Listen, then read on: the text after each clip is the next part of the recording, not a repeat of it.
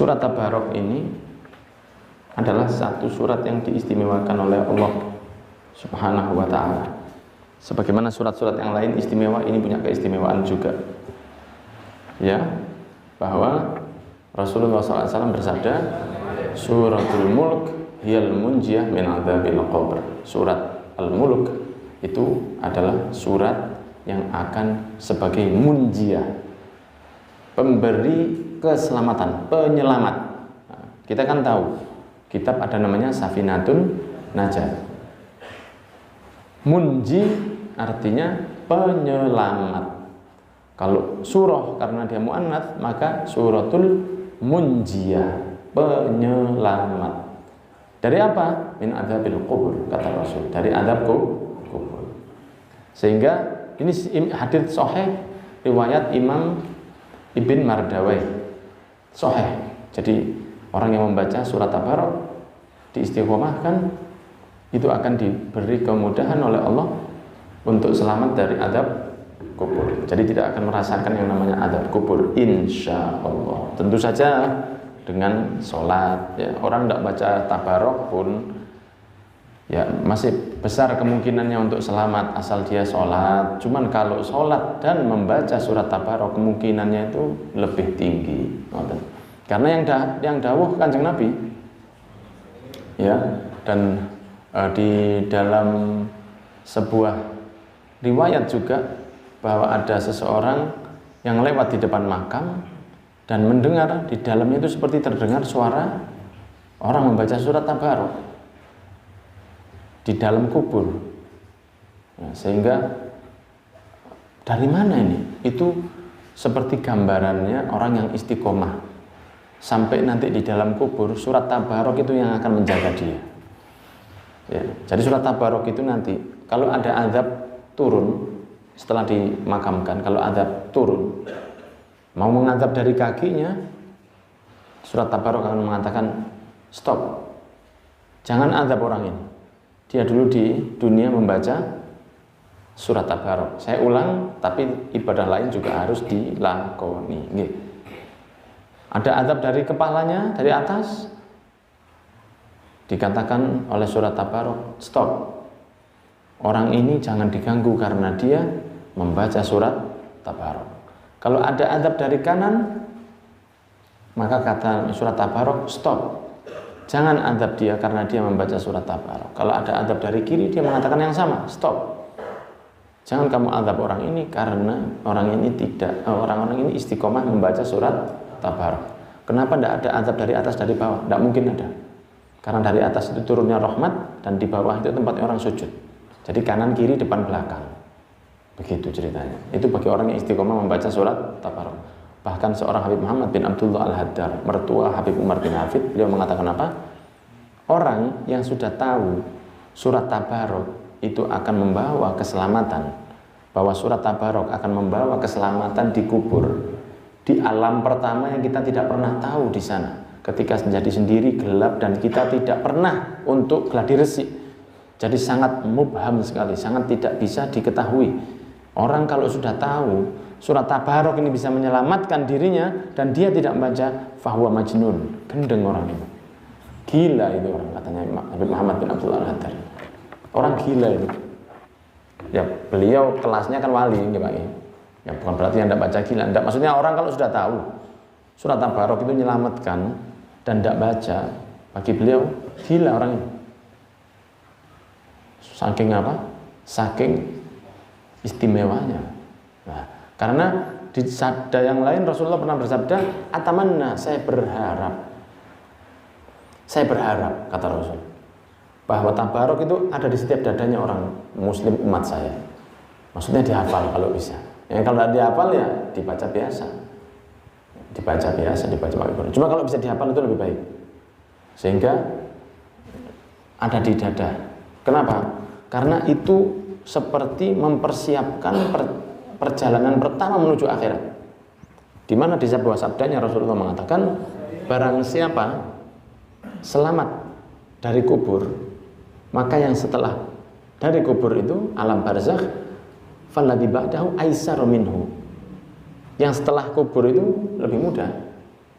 mulai mahsyar dibangkitkan ya, kemudian mahsyarnya, hisabnya, perhitungan penerimaan buku amal, nyebrang sirat, itu akan lebih mudah karena poinnya itu dikubur ketika sudah masuk alam barzakh. Seperti orang kalau sudah mau naik pesawat, dicek dulu surat vaksinnya ya. Kalau surat vaksinnya ada, dicek suhu badannya 36 derajat, semuanya baik-baik saja, dia mau masuk ke dalam, check in untuk dapat tiket, berjalan menuju gate atau gerbangnya, nanti dia nyebrang di apa namanya itu? Saya lupa namanya, suwe karena pesawat itu. Yang panjang menuju pesawat itu kan ada itu. Seperti jembatannya itu. Sampai di dalam pesawat, dia sudah dapat kursi, ditanya nomor berapa Pak? Waduh, saya sudah sudah tidak main nomor ini. Bukan, nomor kursinya. Oh, ya Allah ya. Nomor 4B, tunjukkan. Itu Pak kursi jenengan, duduk. Tas Anda, semua bisa. Tapi pertama apa? Dari vaksin di depan itu. Kalau tidak punya surat vaksin, oh maaf Pak, Anda tidak boleh malu. Saya sudah beli tiket ini. Ya Pak, tapi Anda tidak punya surat vaksin. Tapi saya sudah beli tiket. Masih saya beli tiket yang kelas eksekutif. Surat vaksinnya mana? Nah, sehingga perlu itu. Karena yang setelahnya tidak akan bisa tanpa surat vaksin. Itu seperti contohnya begitu. Nah, orang kalau mau ke barzakh, mau ke mahsyar, mau ke sirat, mau ke timbangan amal, mau ke selamat masuk surga, itu awalnya dari kubur dulu, jangan kejauhan ke sana. Selamatkan apa yang ada di dalam kubur dulu. Makanya orang selalu mendoakan mandar padang kuburan. Waduh, salah paham, ditukar lampu sokle yang buat. Atau kuburan dikasih gas blok supaya padang. Tidak bisa, bukan padang itu. Walaupun dikubur di siang hari tidak dimakamkan, kalau dia tidak beriman ya gelap juga. Karena kan bukan jasadnya. Alam barzakh itu kan rohnya tetap hidup. Ya kan, tidak ada mati itu sebelumnya, belum mati itu, pindah alam saja. Dipindah alam, jasad tidak kepake di sana. Seperti orang kalau mau masuk ke satu penerbangan, kemudian di tasnya dia bawa minuman. Mau pesawat luar negeri, disuruh buang itu, tidak peduli apapun minuman Anda. Bawa sabun yang mahal, buang semua, tidak boleh cairan masuk, kecuali kalau di bagasi. Nah itu cairan-cairan dibuang semua, Anda boleh masuk, cairannya dibuka dulu. Nah orang kalau mau pindah alam barzakh, badannya dipisah sama rohnya. Rohnya tidak mati, belum mati itu. Mati yang sesungguhnya itu nanti kalau kiamat, itu mati benar, karena tidak ada yang hidup sudah. Tapi kalau ketika dicabut nyawa, rohnya hidup masih. Rohnya dicabut itu kan masih hidup. Rohnya. Jasadnya yang mati. Nah ketika dicabut rohnya, jasadnya tidak bisa dipakai. Nah rohnya ini ke alam lain. Alam yang kita tidak pernah tahu. Ya, karena ada seorang yang termasuk walinya Gusti Allah, itu pernah mengatakan kepada satu orang, bahwa sebetulnya kamu itu rohmu sudah mencapai satu kedudukan yang tinggi, tapi badanmu tidak tahu. Nah terus roh saya itu bagaimana? Ya tidak ada komunikasi antara roh dengan jasadmu. Wah ini ketemu bulat gini ya. Gitu. Rohmu sudah bagus, jasadmu tidak paham. Kan bahasa kitab itu kan begitu, antara wali dengan muridnya. Jadi gurunya ini memberitahu, kamu itu sebetulnya sudah wali, rohmu itu sudah wali, rohmu. Jasadmu nggak ngerti. Loh kenapa kok jasad saya nggak ngerti? Karena jasadmu, akalmu, kalau tahu bahwa kamu itu, rohmu itu sudah baik, nanti kamu nggak kuat jadi sombong kamu. Jadi sama Allah ditutup supaya kamu nggak tahu aja. Lah roh saya ini gimana? Ustaz, rohmu kok api? Jadi gurunya begitu, entah kita apa itu lupa. Jadi ada begitu Pak. Jadi roh ini sesuatu yang kita tidak tahu. Ada alamnya itu, alam roh. Nah, sehingga alam kan pindah ke barzakh. Nah di situ ada pertanyaan. Lah kalau jasad tidak bisa ditanyai. Coba jasad itu yang meninggal bisa ditanyai? Tidak bisa. Belum dikubur aja tidak bisa ditanya, apalagi sudah ditanam. Masih meninggal ya, Pak. kuncinya motor no ndi Pak? Tidak bisa. Bapak ingin dok. Ambek ngene. Itu digedhekno mayan fak kana gunane digedhekno kok bapak wis mati kon takoni niku. Tidak bisa. Jasad masih ada jangan bisa ditanya. Lah kok ada pertanyaan kubur? Nah, pertanyaan kubur itu kan ke rohnya. Gitu ceritanya. Kan kadang-kadang orang di mumi badannya kan tidak hancur. Oh berarti tidak diadab. Katanya siapa tidak diadab? Diadab, diremet, digeprek itu, hancur. Jasadnya ya mungkin foto. Seperti mumi di beberapa dunia, di dunia ini kan ada belahan-belahan dunia yang kalau mati di balsem, bukan hanya di mumi saja, di balsem ada di beberapa pedesaan dalam pedalaman itu. Beberapa tahun sekali diganti bajunya, ada. Badannya tidak hancur. Padahal dia tidak muslim. Oh berarti dia tidak diadab sama Allah. Siapa bilang tidak diadab? Yang diadab bukan itu, kan rohnya. Dijepres, di ini, ditembak. Oh ya itu kan roh, bukan jasadnya itu. Nah sehingga pindah alam kita tidak tahu.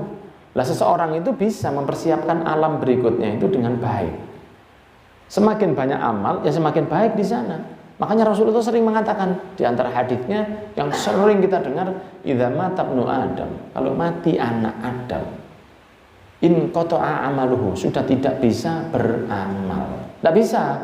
Sholat tidak bisa, Jumatan tidak bisa, kajian tidak bisa, haji, umroh, sedekah, birrul walidain tidak bisa. Tapi pahala masih bisa dapat. Seperti orang bekerja, kalau sudah pensiun, dia tidak bekerja, tidak ngantor lagi, dia di rumah nyemproti manuk, ya, mancing, nganterno ibu blonjo, istrinya blonjo, baca. Kalau koran sudah tidak ada, mungkin baca kabar di HP, begitu. Tapi tahu-tahu tiap bulan dia dapat kiriman. Apa itu namanya? Pensiunan. Pensiun. Pensiun itu apa? Tidak bekerja, tetap digaji. Yang laki meninggal, istrinya masih ada, istrinya dapat juga. Anaknya kalau ditawari mau juga, tapi tidak boleh. Ya kan kalau yang si laki-laki meninggal, itu kan istrinya tetap dapat itu. Walaupun mungkin entah yang 10% atau berapa saya tidak tahu. Istrinya tetap dapat itu. PNS kan tetap dapat, PNS itu kan dapat pensiunan. Nah, istrinya masih dapat, itu namanya pensiun dunia. Tapi kalau pensiun akhirat beda. Sudah tidak Jumatan, sudah tidak sholat, Ramadan nggak poso, sedekah nggak ngeluarkan, nggak ada, birrul walidain nggak bisa itu semua. Tapi amal jariah, dia pernah bantu pondok, bantu madrasah, bantu apapun, belikan list kabel untuk musola sebelah rumahnya, atau ganti karpet di musola atau di masjid sebelah rumahnya, atau apapun yang jariah sifatnya. Nah itu selama dipakai, dia sudah dikubur. Nah ini dia dikubur dapat. Itu loh Pak, passive income itu namanya. Sudah tidak bekerja tapi tetap dapat pemasukan terus. Itu perlu diperbanyak. Kenapa? Karena kita tidak tahu nanti dikubur itu kita tuh orang selamat atau tidak. Kita tuh kan tidak tahu. Kita tuh akan selamat atau tidak, kan tidak ada jaminan. Nah ketika sudah masuk di dalam kubur, kemudian kita di alam barzakh dan kita tidak tahu bagaimana di sana nanti, disinilah waktunya untuk memperbaiki rumah yang ada di sana. Sholat yang baik, ibadah yang baik, maksiat ditinggal, plus membaca surat tabarok. Jadi sekiranya seperti contohnya orang yang kerja di luar negeri, entah itu di Jepang atau di mana ya. Ada orang yang kerja di Jepang, dia dapat penghasilan, uangnya dikirimkan ke Indonesia. Orang tuanya membelikan dia tanah. Kirim uang lagi, dibangunkan pelan-pelan. Kirim lagi, dijadikan rumahnya selesai. Kirim lagi, dibelikan tanah. Kirim lagi, dibelikan tanah. Sampai ketika dia pulang, yang dulunya dia berangkat masih nunut atau numpang di rumah orang tuanya, setelah berapa tahun dia di Jepang, dia pulang, asal orang tuanya amanat tuh ya. Pulang, nak, ini nak rumahmu dan ini adalah tanah. Lu kan seneng dia. Dia tidak ikut bangun. Dia tidak ikut beli tanah. Dia cuman kerja aja di sana fokus. Tahu-tahu ketika dia datang semua sudah siap. Loh enak loh enak mantan. Enak. Lah di kuburan juga bisa begitu. Di sini sedekah jariah, Atau kata Rasul, ilmun yuntafa'u bihi, ilmu yang disampaikan yang bermanfaat, seperti kepada anak atau kepada istri.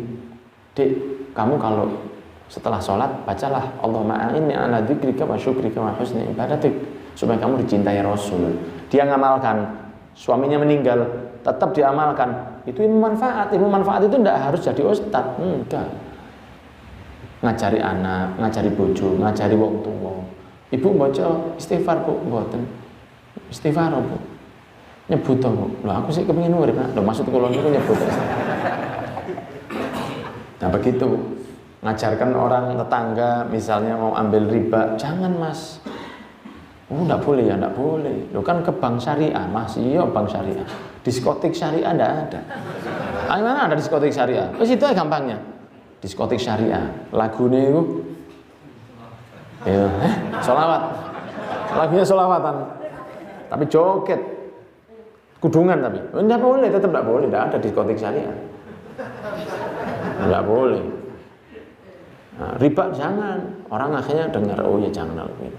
Terus misalnya ada yang Anda kasih tahu, Mas, sampai tadi saya lihat salaman dengan sepupu jenengan. Oh iya, itu kan perempuan, bukan mahram. Enggak boleh. Oh, enggak boleh. Enggak boleh. Oh, siapa matur nuwun. Ya. Kemudian ya salaman lagi. Selama dia paham itu, maka yang mengajarkan itu dapat amal jariah, ilmu yang ngalir. Atau yang ketiga, waladun sholihun yad'ulahu, anak soleh yang mendoakan. Nah itu bisa dilakukan dan masih banyak lagi seperti sedekah mushaf, sedekah tanah, sedekah kendaraan, ngalirkan air, itu besar sekali. Orang kalau ngalirkan, bantu orang dapat air, masya Allah, tidak akan haus di hari kiamat. Ya, orang kalau bantu orang lain dapat air, kampung tidak ada air, ya, kampung tidak ada airnya, terus dibantu. Itu tidak akan haus di yaumil qiyamah. Karena orang, katanya Habib Zain bin Smith hafizahullah wa ra'ah, pahalanya orang mengambilkan air ke orang lain di zaman yang ada air tidak lagi susah. Ya, air tidak lagi susah, air lagi ada. Kemudian Anda entah itu di kajian atau apa, jadi kan ngambilkan air buat teman. Tapi ya harus izin pada yang punya dulu ya. Mas, ini air buat jenengan. Karena kan ada yang bagikan air itu. Pengajian terus ada yang bagikan air kan. Nah, yang bagikan air itu walaupun dalam keadaan air itu gampang didapat, itu seperti memerdekakan budak pahalanya. Apalagi dalam keadaan air yang sedang susah. Nah, makanya jenengan kalau suka main bola, olahraga, badminton, jangan jenengan ngenteni konco bawa air. Anda yang bawa air. Kenapa? Karena itu lagi haus-hausnya orang. Orang lagi haus itu, main bola, main catur, tidak perlu saya. Main apa? Futsal, main mini soccer, main apapun itu Anda yang bawa air. Bawa air. Biar diminum. Lah, nanti kan lagi haus ini. Minum sampai keselak. Ngombe. Maka jenengan dapat pahalanya itu double karena dia lagi butuh banget. Nah, itu diantara contohnya. Nah, orang bisa mendapatkan pensiun diantaranya dengan beramal soleh dan membaca surat Tabarok. Maka dikatakan tadi suratul mulk, surat Tabarok yang munjiyah min adzabil qabr. Sudah kita cek tadi, kita baca bersama 3,55 menit, berarti 4 menit kurang 5 detik. 4 menit dari 1440 menit sehari yang disiapkan oleh Allah dalam 24 jam. Berarti kita masih punya 1436 menit untuk ngelakoni yang lain.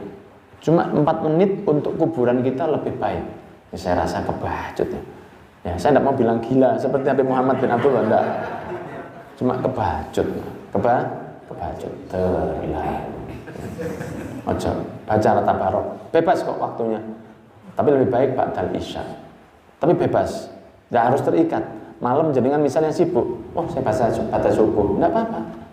Apalagi kalau bisa dihafalkan, oh tambah enak. Kalau bisa dihafalkan, itu lebih baik. Kalau dibaca terus kan insya Allah hafal. Dan kalau ada tahlilan biasanya kan ada tabarok juga. Ya, satu ayat aja dulu sebagai pembukaan. Allah Subhanahu Wa Taala berfirman, ya suratul mulk atau surat Tabarok boleh. Ya. Surat Tabarok atau surat Al-Mulk. Anda bilang surat Tabarok boleh, Anda bilang surat Al-Mulk juga boleh. Dikatakan Al-Mulk karena dia ada di ayat pertamanya, yaitu tentang Al-Mulk, yaitu kerajaan, kepemilikan. Itu Al-Mulk. Tabarakalladzi biyadihil mulku wa huwa ala kulli syai'in qadir. Segala keberkahan di tangannya, ya, semua kerajaan dan kepemilikan. Semua kepemilikan itu di tangan Allah. Wa huwa ala kulli syai'in qadir, dan Allah Maha mampu atas segala hal. Jadi kepemilikan yang ada di dunia, di bumi, semua dunia akhirat itu semua miliknya Allah. Biyadihil mulk. Biyadihil mulk. Kepemilikan itu semua di tangan Allah. Allah mau menghancurkan dunia saat ini bisa. Allah mau ngerumpes kita bisa. Ada orang yang dalam satu hari dia saat ini masih kaya, entah karena sahamnya anjlok, besok dia tidak punya apa-apa, bisa. Atau waliyadzubillah, orang yang lagi enak sekarang, tahu-tahu dia sudah diproses selama beberapa waktu bahwa dia itu sedang korupsi. Tahu-tahu besok didatangi tangkap tangan, apa? OTT, operasi tangkap tangan. Tadi tahu-tahu dicekel, cek, sudah masuk penjara dan tidak keluar sampai 15 tahun. Allah bisa buat seperti itu. Dalam keadaan puncak tahu-tahu habis, bisa. Banyak contohnya. Orang sehat, orang mampu, orang kaya dirubah teknya tidak sama Allah, wassalam. Maka kita tidak punya apa-apa. Kenapa kita dikatakan kita tidak punya apa-apa? Karena kita memiliki sesuatu atas izin Allah, Mas ya. Dan berarti kan bukan milik kita. Kalau Allah ngambil kita sekarang ya habis. Wa huwa ala kulli syai'in, dan Allah mampu melakukan apapun. Misalnya manusia ini semua dirubah semuanya, jadi monyet semua. Jadi Planet of the Apes. Ya, dirubah. Manusia jadi monyet, monyet jadi manusia. Yang ngatur bumi ini monyet, bisa. Manusia ini semua dirubah, bukan dari daging sama kulit sama darah, dirubah dari emas semua. Emas, bisa. Gampang. Apa repot buat Allah? Tidak ada yang repot, semua bisa. Alladzi khalaqal mauta wal hayata, yang menciptakan mati dan menciptakan hidup. Liyabluwakum ayyukum ahsanu amala, untuk memberi cobaan kepada kalian. Liyabluwakum, kalian, kepada kalian cobaan apa? Ayyukum ahsanu amala, mana dari kalian yang paling banyak amalnya. Hidup dan mati dicipta oleh Allah untuk apa? Supaya Allah itu apa? Tahu kita itu yang kepingin jadi orang baik itu yang mana. Jadi di dunia ini seperti itu. Dikatakan oleh An Ibni Abbas, yuridul maut fid dunya wal haya fil akhirah. Maksudnya Allah mencipta maut itu di dunia, sedangkan hayat itu di akhirat. Matinya di akhirat, bukan. Mati itu di mana? Tidak ada mati di akhirat. Orang di akhirat tidak ada mati. Di dunia ada mati. Orang masuk surga tidak ada mati. Kalau senang ya senang terus. Kalau susah ya susah terus. Tidak ada banyak di akhirat itu yang cuman one way saja. Jadi kalau enak ya enak terus. Tidak mungkin susah. Tidak ada yang namanya lika-liku kehidupan, itu tidak ada. Orang masuk surga terus didatangi koncone greges. Ya apa? Greges aku gak enak. Tidak mungkin itu. Tidak ada orang greges di surga. Tidak enak, pahing. Alergi debu, alergi dingin, tidak ada. Enak terus. Enak terus. Itu yang dinamakan hayat. Alladzi khalaqal mauta, mati di sini, wal hayata di akhirat. Hidup itu di sana. Ini mati sebentar lagi. Semua macam ini. Wah, aku insya Allah tidak ada. Siapa yang hidup terus? Siapa yang hidup terus? Tidak ada orang mati. Sehingga di dunia mati, di akhirat baru hidup. Tidak bisa di dunia hidup terus. Nah, kalau di akhirat tidak ada mati. Orang yang masuk neraka, waliyadzubillah, ya diadab. Diadab terus. Minta minum, disiram timah. Timah dicairkan. disiramkan hingga rompal semua badannya. Balik lagi, minta minum lagi, kasih air panas, kasih minuman darah dari darahnya temannya, minuman dari nanahnya temannya. Menjijikkan, dan azab itu tidak pernah berhenti dan tidak mati. Mereka berharap mati tapi tidak bisa. Dirasakno itu. Allah kalau di dunia ini masih banyak rahmat, semoga kita selamat ya. Banyak orang yang ketika katakanlah jatuh dari sepeda, tahu-tahu dia yang agak nemen ya, yang agak parah, tahu-tahu dia di rumah sakit. Gimana ceritanya kamu? Tak tahu saya. Saya tadi itu ingetin bawa sepeda, tahu-tahu saya sudah di rumah sakit. Begitu. Ada dulu mertua saya pernah jatuh di depannya Niagara. Jadi jalannya tuh ceklong, lubang, tidak kelihatan. Biasa kan kalau di Indonesia jalan berlubang. Masuk sepedanya, ini seperti dilontarkan begini. Itu ketika jatuh pingsan dibawa ke rumah sakit. Padahal di rumah sakit itu saya masih ingat sempat begini. Di ambulan ya, sempat begini. Masuk rumah sakit, tahu-tahu ditanya, "Ya opo? Jatuhnya itu di mana?" Aku elingku, aku kelihatan Niagara. Setelah itu aku lihat rumah sakit. Jadi proses jatuh itu enggak tahu. Taunya jatuh di situ dari siapa? Dari orang yang lihat. Oh kena sepeda, sepedanya itu mental jatuh. Tapi yang jatuh enggak tahu. Itu rahmatnya Allah itu. Ya, rahmatnya Allah. Tapi kalau di akhirat enggak ada begitu. Dirasakan itu enggak ada, itu rasanya kayak kroso itu enggak ada. Kroso, enggak mati tapi. Itu di neraka, sehingga di akhirat tidak ada mati. Di akhirat itu hanya ada hidup. Lihat luakum, untuk Allah itu ingin tahu mana yang baik, mana yang tidak baik. Sering saya sampaikan bahwa kita itu orang asli surga. Aslinya kita itu di surga, Nabi Adam kan di sana. Nah Allah kepingin tahu mana yang kepingin balik ke rumahnya di surga. Yang mana yang tidak. Kalau kepingin balik ya ibadah, kalau tidak ya santai aja. Tapi kita insya Allah termasuk minahli jannah wa huwal azizul ghafur, dan Allah subhanahu wa ta'ala maha agung dan Allah maha pengampun. Semoga bisa istiqomah baca surat Tabarok setiap hari, kalau tidak bisa pagi, malam, sore, apapun. Kalau tidak bisa dibaca besoknya, dikodok, supaya nanti kalau sudah masuk ke alam barzakh, rumah barzakh kita itu sudah seperti istana. Begitu. Jazakumullahu khairan katsiran wal afu minkum. Assalamualaikum warahmatullahi wabarakatuh.